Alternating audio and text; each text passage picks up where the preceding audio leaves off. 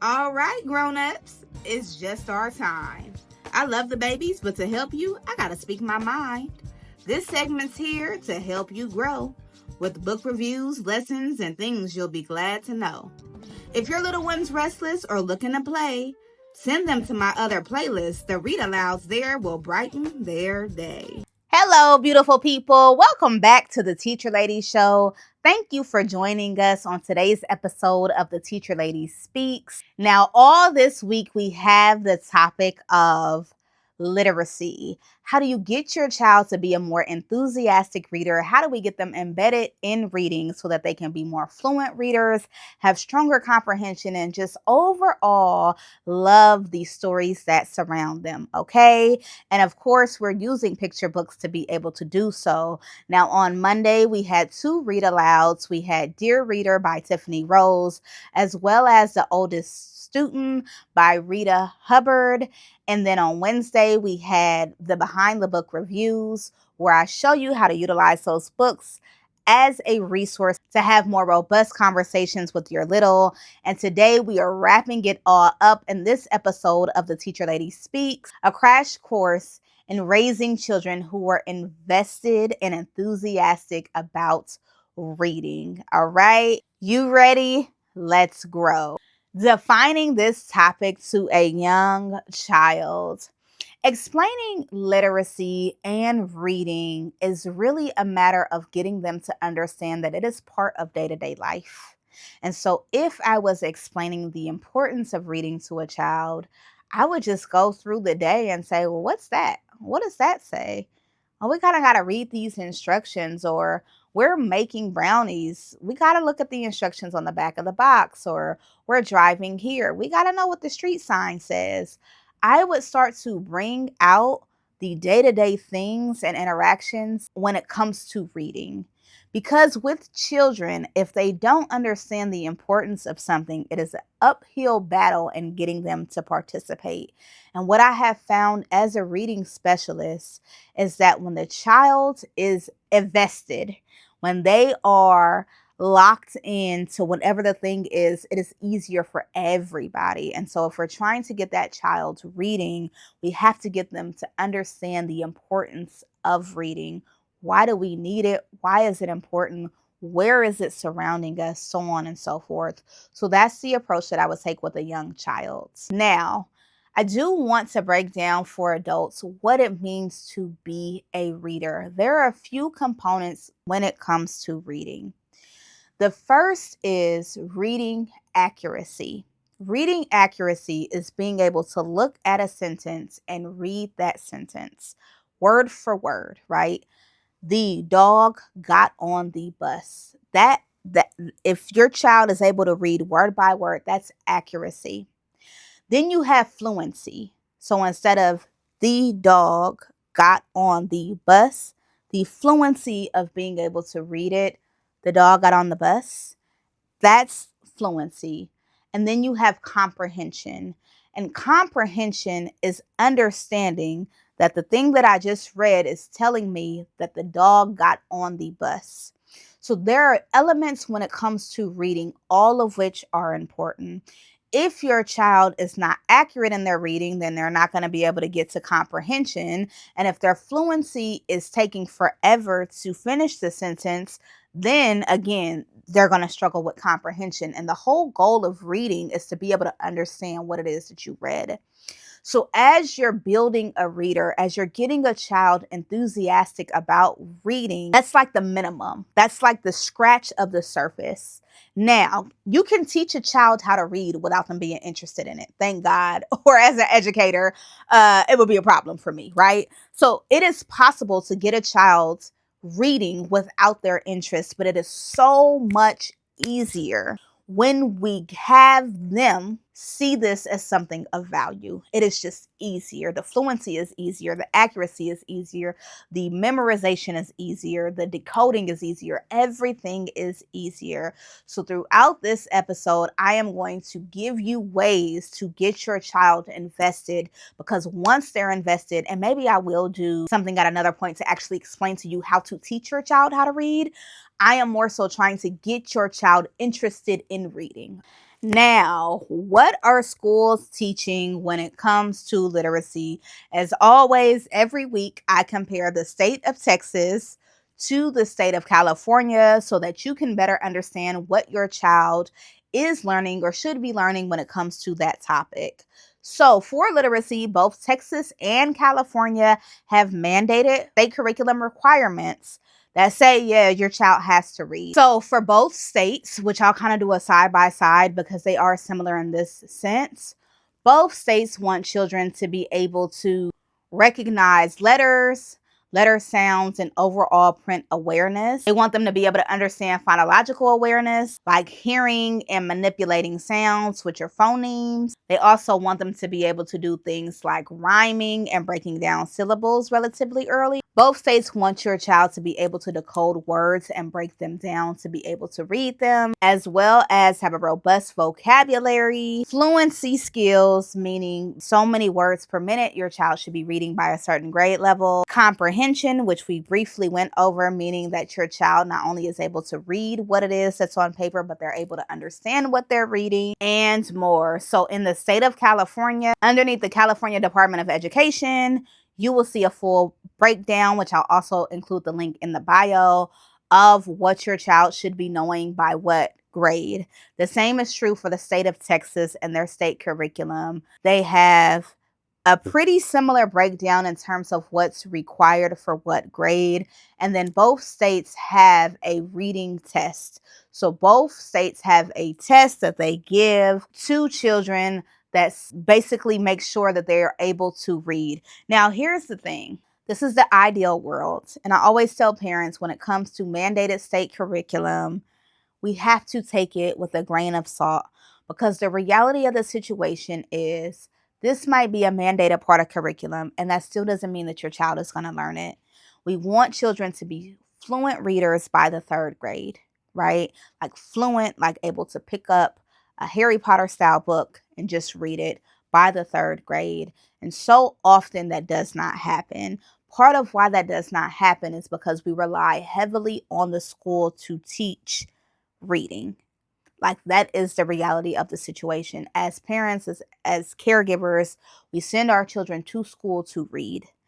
However, that teacher has 28 children, sometimes 32 children, sometimes more than that. Sometimes your child has had 4 different teachers in that school year. Sometimes your child is super distracted with other things, or they're having eyesight issues so they can't see the board, or they're embarrassed to even try so they're not participating in the lesson at all. There are so many variables that take place that prohibit a child from being able to fluently read, being able to understand what it is that they're reading. And that means that as the parent, you're going to have to be involved and embedded in their curriculum. So at the beginning of the school year, you want to ask the teacher for what's called a syllabus. A syllabus is that teacher's document that says, this is what I'm teaching your child this school year. By this date, they should understand this. By here, we're moving on to this unit or this lesson, so on and so forth. And what that allows you to do is not harass the teacher, okay? Don't be going over there harassing the teacher. But what it allows you to do is to make sure that your child is on point when it comes to the things that is being taught in the classroom.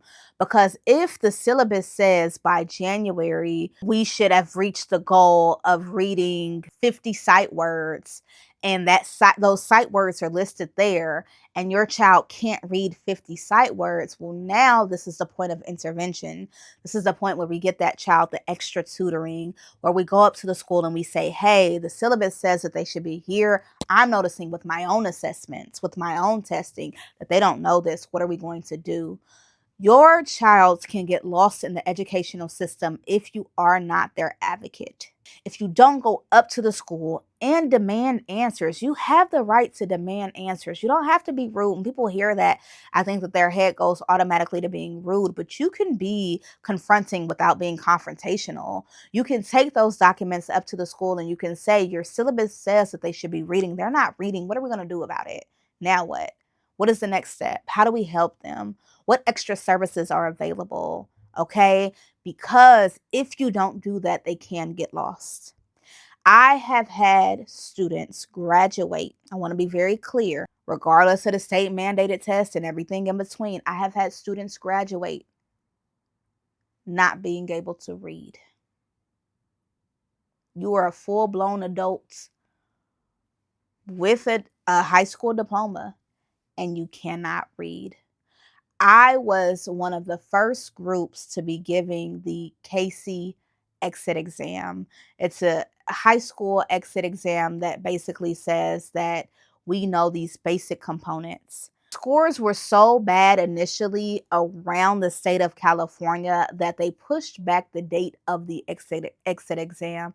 And I don't even know if they still require it. But the point is, there are adults who have high school diplomas who cannot read. There are adults who do not have high school diplomas who cannot read. There are adults who cannot read. At one point, that adult that could not read was a child who got passed over, was a child whose parents did not advocate. Maybe they didn't have the ability to, maybe they didn't have parents, but did not advocate hard enough to change their circumstances. So much of reading is making sure that your child is hitting their developmental milestones, their academic milestones, and you can't possibly know what those things are unless you are part of that learning process. The first overall tip is to know. Know where your child should be. Know where they currently are. Know your teacher. Know the school administration. Understand the syllabus. Understand your child and their shortcomings, the things that they're struggling with, what's frustrating them when it comes to reading. That is the first best practice I could possibly give you, is to know and understand. Okay?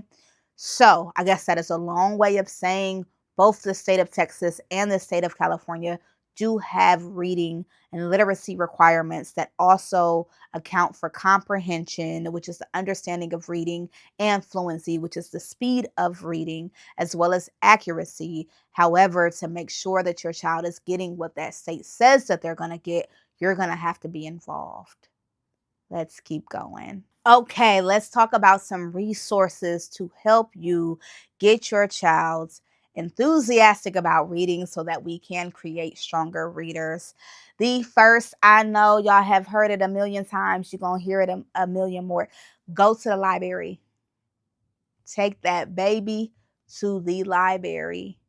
When you take them to the library, allow them to pick out books, take them through the process of getting that library card, introduce them to the librarian, have them introduce themselves. A love for reading, a basic requirement is access to books. If your child does not have access to stories, how can they possibly fall in love with reading? How can they fall in love with stories if they don't have any? You don't have to spend a bunch of money and build a library at home. You can go to a library if there is one local to you. If there is not one local to you, take them to a bookstore.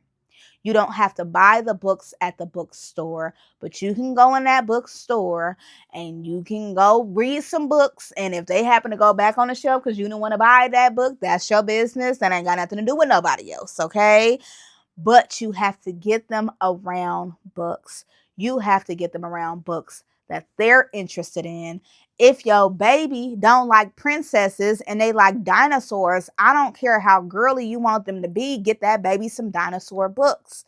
Because the more that they are interested in the topic, the more they will be interested in learning how to read the thing that's in front of them. So the first resource is always going to be mentioned on my channel, and that is libraries. The second resource I want to bring your attention to is a resource called Starfall. Starfall is a free online interactive kind of gaming tool. But the reason why I say it's something that you can check out, and I will be honest, I'm not head over heels for the resource, but I do think it's good for this. When your child is first learning how to read, they need to be familiar with the letters of the alphabet and the sounds that those letters make, as well as common words. Bare basic minimum, okay? Letter, A, sound, A, word apple. Just basic awareness, okay? Starfall allows your child to be able to do that in spare time. They have a lot of simple games that get children familiar with the letters of the alphabets and the sound that those letters typically make. Now, I told y'all in the beginning, or I told y'all that one of these behind it, but at some point I told y'all that English is one of the hardest languages to learn how to read because we do not follow our own rules. There's always an exception to every rule we have, okay? Very similar to the country we live in. However, with that said, Starfall is good at getting your child familiar with letters, letter sounds, and then words that go with those letters and letter sounds. The next resource is Reading Rockets. Now, Reading Rockets is a resource that really helps adults figure out how to teach and get your child embedded in reading. Okay, not everything is on the child. A lot of it is on us to do the heavy lifting. And so if you're looking for more techniques and strategies on how to get your child, stronger at reading comprehension or stronger fluency, this website is a good resource as the adult in that child's life to kind of help you to be able to help them. Now, the next resource I absolutely appreciate as an educator, and that's called Learning A to Z. Now, I will be honest, there is only so much free you're going to get on Learning A to Z. But the reason why I love this resource is if you want your child reading, they're going to have to practice reading. And they need to practice reading at their level. So if your child is just getting to their letters, their letter names, their letter sounds, and kind of putting those sounds together, cats. We're not going to hand them an encyclopedia. We're not going to hand them a Harry Potter book. They just start, okay? Don't be stressing that baby out. So the reason why I like Learning A to Z is because they have printable books right at the level that your child is. Like I think the lowest level AA, which is like the cat is fat, wears a hat. Like very, very simple, but it starts to make them feel good getting words right, all the way up to like full blown fluent reading. So I really like Learning A to Z because the more words they get right, the more it encourages them to keep on reading. The next resource that I'm going to share is called Unite for Literacy. Unite for Literacy is really cool because it is a digital resource that is kind of like an interactive picture book that your child can also participate in. And so if, the story is being read by the computer or by the narrator, your child has the option to follow along. And I love that. And then the last resource that I'm going to talk about for now, of course, if you want more, you already know what I'm going to say. Sign up for my newsletter at the link below and I will send more out. But another one is called Books, and Books is an animated read aloud for kids. So this is going to be bringing that book and that story to life. They're able to see it. They're able to hear it and see it at the same time. It's colorful and just overall, it is a good resource for those beginning readers who need to get enthusiastic about reading. Another resource, I did say I was done, but I'm not. Another resource is Super Readers. If you know Super Readers, it's a television show, but the television show is embedded in books and in reading and the excitement of bringing these books to life. PBS has a bunch of resources around reading. Sesame Street has a bunch of resources around reading. Literally, there's so many, but the importance is really normalizing reading, normalizing literacy, getting them familiar, and just overall being excited about the journey of reading instead of them feeling like it's just chore in this thing that you're making them do. Moving on to best practices. One of the best practices when it comes to reading is bringing your child into the fold, having them read as much as possible. We don't want to overwhelm them, but we do want them to be familiar with how much text is around us. And so if they're at the beginning of the journey, they can literally just tell you the letter, like, oh, what letter is this? Oh my gosh, great job. It can be that simple. If they're a little bit more up in their journey, have them read something like how we were talking about earlier, instructions or things like that is super helpful. But overall, having them recognize that reading is all around us is super important. The second best practice really does start in the womb. As soon as that baby is starting to cook, you want to read to them. Studies have come out about reading, about the baby hearing their parents' voice or their guardian's voice, and normalizing books. If you can normalize literacy, it will help so much. There is such a big difference between a child that is now learning because they have to and it's this chore versus a child who is raised in a home where books are the norm. Okay. Dolly Parton has a resource where she sends books to you for free. So you can sign up. I do know right now there is a waiting list, but she sends out these books free of charge because, again, a best practice is to normalize books. Think of it like this. Right now, food is likely normal to your child. They expect to eat. They expect to eat multiple times a day. They wobble themselves into the kitchen and take what they want, sometimes leave a mess. They'll probably eat again. Like it is a normal thing for them. Eating is a normal process. Because eating is a normal process, it's something that they're learning how to cook, they're learning how to shop. They're usually more willing to do so because it's just a normal part of who they are. Reading has to be the same thing. It has to just be a normal part of their life and their lifestyle. It has to just be embedded into their kind of day-to-day existing, and for them to have the general understanding of normalizing reading, just like they normalize food or normalize taking a shower. And so having books is going to be a crucial part of this.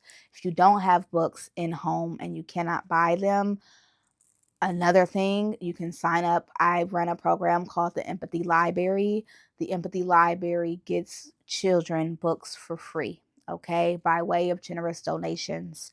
And so on my website, yes, you can sign up to donate money so that books can get to children in need, but you can also fill out a form so that your community can get books free of charge.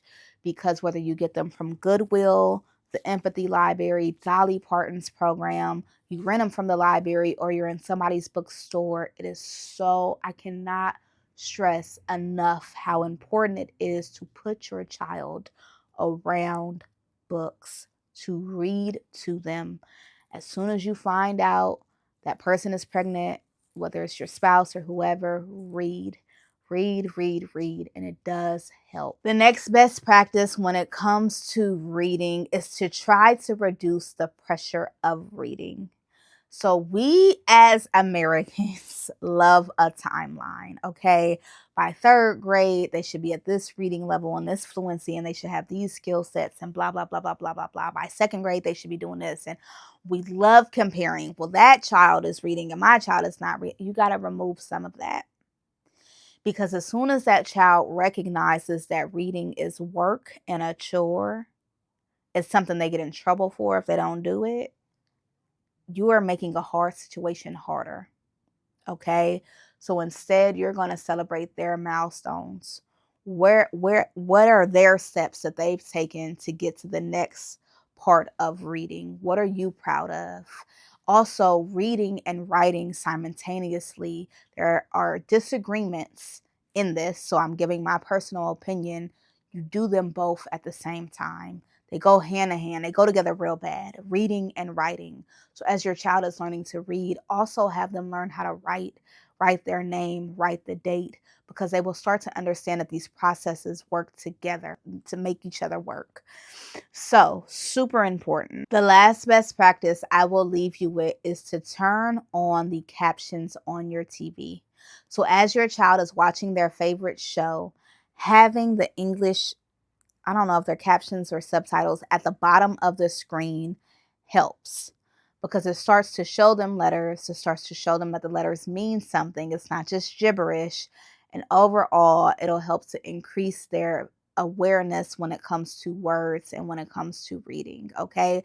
So those are just some best practices. Overall, if you want an enthusiastic reader, get them around some books, be embedded in their journey, learn with them, grow with them, really think outside the box in terms of getting books if you don't have automatic access, and make sure that you normalize reading as being part of their lives. Okay. When to seek help. So we want our children to start having an awareness of words by 6 years old. Like that is kind of like the standard. At this point, they should be able to read like the cat is fat, the black hat, just very simple kind of overall awareness. By third grade, they should be fluent readers. So if your child, this is why I say get the syllabus, because the syllabus is going to give you the calendar that you're looking for. Okay. The syllabus is going to help you track where your child should be for their classroom and for that educator. Now, if your child is 7 years old and they're 8 years old and they're not getting it, they're not reading, they're not making progress, before we even get there, we want to start intervention. Now, it's important to understand that intervention is not just special education. Special education is specific for children who need it. It means that they need special accommodations and sometimes a whole different classroom setting in order to learn as much as they can for how their brain and their body works. If your child is struggling in reading, it does not necessarily mean that they need special education. So we do not want to default there. When I say the word intervention, what I mean is now they have a reading tutor. Now we're going to practice 30 minutes reading at night before you go to sleep. There is an intentionality to reading in addition to whatever it is that they're doing in school. That's what I mean by intervention. So in short, when to seek help. If your child is not on grade level, go find out why. Go connect with that educator on what it is that you can be doing. Find creative ways to get them brought back up, but please do not stress. When I tell you, I have had students enter my classroom and I've taught 6th grade. And by the end of that year, they could all of a sudden read. They can catch up. Sometimes you have a jump year. Sometimes your baby for years won't stop sucking their fingers and then they wake up and all of a sudden they fingers out their mouth. Not everything can be explained scientifically. But what I will say is if you are consistent with reading, with a breakdown of reading, with connecting with that educator, and your child is not neurodivergent or they don't have a developmental difference that would prohibit them from reading, they will eventually read. Do not stress that baby out. Just be proactive, be involved, and they will get there. So when it comes to when to seek help, it's quite simple. If your child isn't reading, go get help. That help might look like going to go talk to the school teacher. If you're not getting a response from the teacher, you go to administration. There's levels to this. If your child goes to a public school, private school, any school, you have the right to be involved in their education. Overall, what I am stating is you have to be involved in that classroom and with that educator, and that you have the right as the parent, as the guardian, to be involved in your child's education. And that if you're not getting responses from the teacher on how to help your child, then you go up to administration. And if you get up to administration and you're still not getting a response, there is a board of education. There are levels. You go through every single level, okay? Until you get somebody to help your child. You educate yourself so that you can do the best that you can. All right. Common questions. What if my child says reading is boring? Change what they're reading. Your baby don't like princesses. Stop giving them princess books. They want to read about dinosaurs and architecture, then go get books on dinosaurs and architectures. If the books don't exist for the interest that they have, you create the book. You get some paper and you get some pencils and y'all make a book together, okay? The reason why most children don't like reading, one, embarrassment.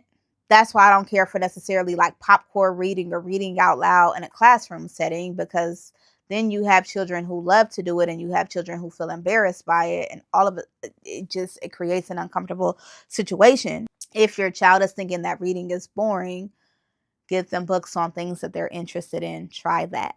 All right. And then try creating books with them. The second, how do I get my child to see the value in reading? We talked about this briefly earlier, but you are going to have to bring it to their understanding. I always use the example of the student that I had who wanted to be a football player and hated reading, refused to learn how to read until, because for him it didn't make sense. I'm gonna play football. I don't need to know all of this extra stuff, but you do. Because if you don't know basic math, you're going to get played out your money. And if you don't know basic literacy, you can't read your contracts. You can't self-advocate. Getting that child to understand the importance and the value goes a long way. Think about it like this. Let's say you have to learn something new. Spanish. Let's say you don't speak Spanish and you got to learn Spanish. It is a very different feeling to go into Spanish with excitement, because you started to study Latin culture and you're going to Spain and all of these things, and you found out that your boyfriend that you're dating is Spanish speaking and blah blah blah. There is an excitement and a joy. It feels very different than a college class that's mandated. So you're going to have to shift your child's energy from thinking that this is work and a chore to being excited, to having an interest, to piquing that interest. Okay. Another thing that I will say, and I'm pretty sure I already said this, I'm an author and illustrator. Part of me becoming an author and an illustrator was because I understood how difficult it was to get children to read. Okay. Because I'm also a reading specialist. And I understood that it was difficult to get children to read because what they were reading was not piquing their interest. One of the testimonies that I received from an educator was there was a student in their class. She could not get them to pick up any book, like literally no book, until they saw this one sitting on her desk. It was the first time that that boy had picked up a book with an interest to read it. It makes a difference. It's like we all like TV. But if you go put on CNN, I'm going to bed. I'm not watching it. Okay? It's the same thing for books. Find the books that your child connects to and you will see a change. If those books don't exist, create them. You don't have to go through publishing. Create them with arts and crafts, but get them embedded in the joy of reading and the adventure of reading, and it will help with them learning how to read. Okay. And then the last question is around time. Well, how much time I got to read with my child? See that attitude, which I understand, but that's what's going to get us in trouble. If you can take a few minutes a day, even if it's on a drive to school, have them read. I do things like if my daughter is on a word and I'm doing something so I can't visually look at the word and she can't figure out what it is, I have her spell it out loud. What are the letters? Then we go through the sounds and then eventually I'll tell her what the word is. But just finding ways to get 20 minutes in a day, 30 minutes in a day on reading really does help. It just does. It has been proven at this point.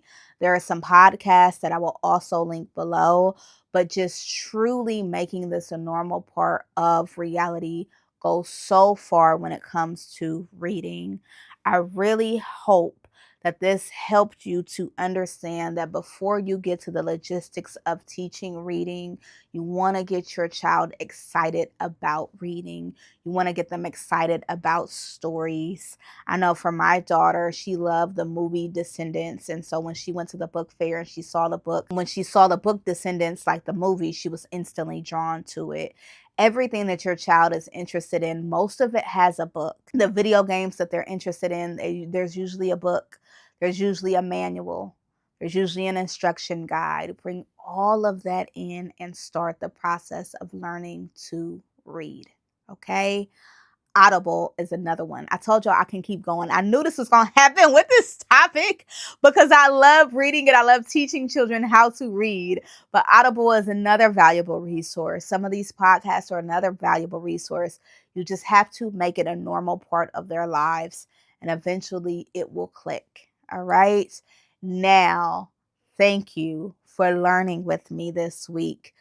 Thank you for being part of this book loving community. Have that baby watch the Teacher Lady Reads and all of my read alouds, and just really start to make reading a part of your home and your culture, and they will fly. Okay, they will go far. Try not to stress.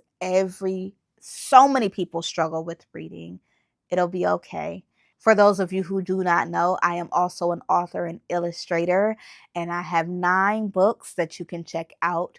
Those books encourage the Empathy Library. The Empathy Library is a nonprofit that gets books to children in need. And so if you're able to, go check out those books that I've created. Check out the Empathy Library. Do what you can when you can. And until next time, remember to enjoy the moment or go be a joy in the moment.